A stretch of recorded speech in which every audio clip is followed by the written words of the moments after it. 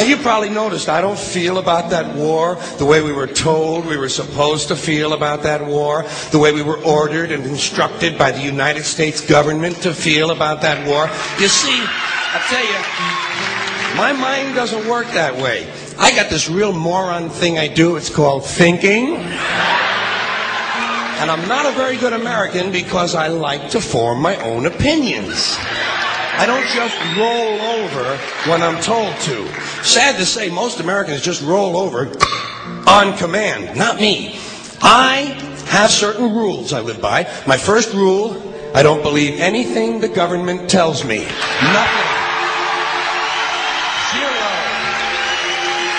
Nope.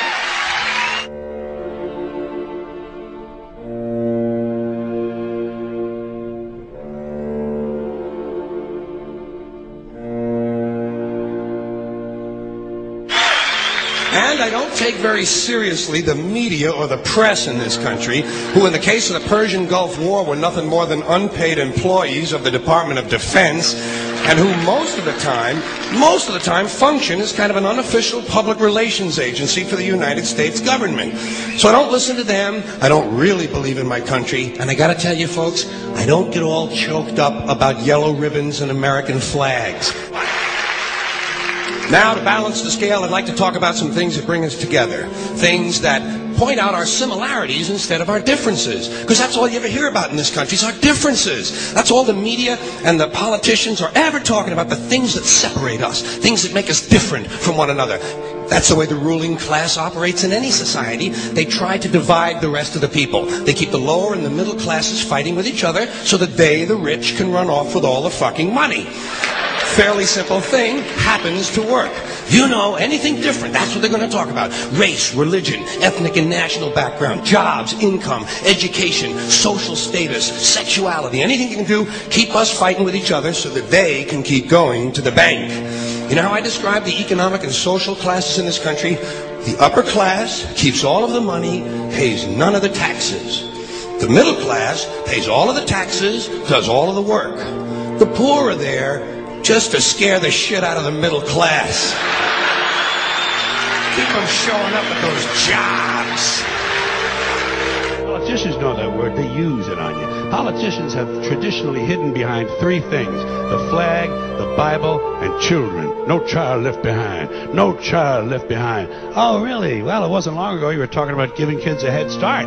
Head start, left behind? Someone's losing fucking ground here. But there's a reason. There's a reason. There's a reason for this. There's a reason education sucks. And it's the same reason that it will never, ever, ever be fixed. It's never going to get any better. Don't look for it. Be happy with what you got. Because the owners of this country don't want that. I'm talking about the real owners now. The big, the wealthy, the real owners, the big wealthy business interests that control things and make all the important decisions.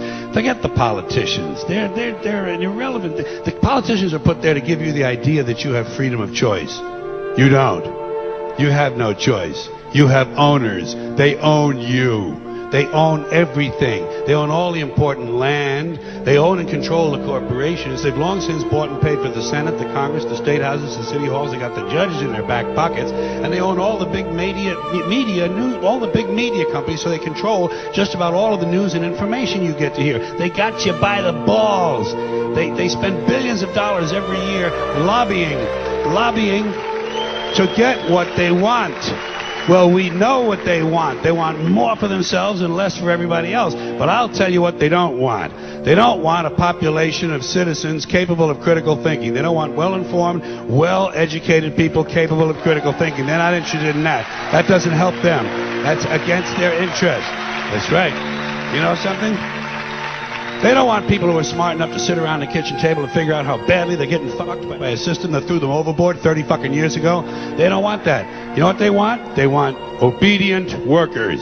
Obedient workers, people who are just smart enough to run the machines and do the paperwork, and just dumb enough to passively accept all these increasingly shittier jobs with the lower pay, the longer hours, the reduced benefits, the end of overtime, and the vanishing pension that disappears the minute you go to collect it. And now they're coming for your Social Security money. They want your fucking retirement money. They want it back so they can give it to their criminal friends on Wall Street. And you know something? They'll get it. They'll get it all from you sooner or later, because they own this fucking place. It's a big club, and you ain't in it.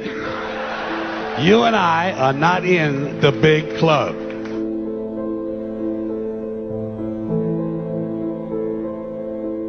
The greatest form of control is where you think you're free when you're being fundamentally manipulated and dictated to. One form of dictatorship is being in a prison cell and you can see the bars and touch them. The other one is sitting in a prison cell but you can't see the bar, you think you're free. What the human race is suffering from is mass hypnosis. We are being hypnotized by people like this. Newsreaders, politicians, teachers, lecturers. We are in a country and in a world that is being run by unbelievably sick people. The chasm between what we're told is going on and what is really going on is absolutely enormous. The greatest hypnotist on planet Earth is a oblong box in the corner of the room. It is constantly telling us what to believe is real. Historically, the control and manipulation of political opinion has been the Freemasons' main weapon in gaining control of countries and states. Once in control of the rulers and politicians of a country, laws and political structures could be changed in accordance with their agenda.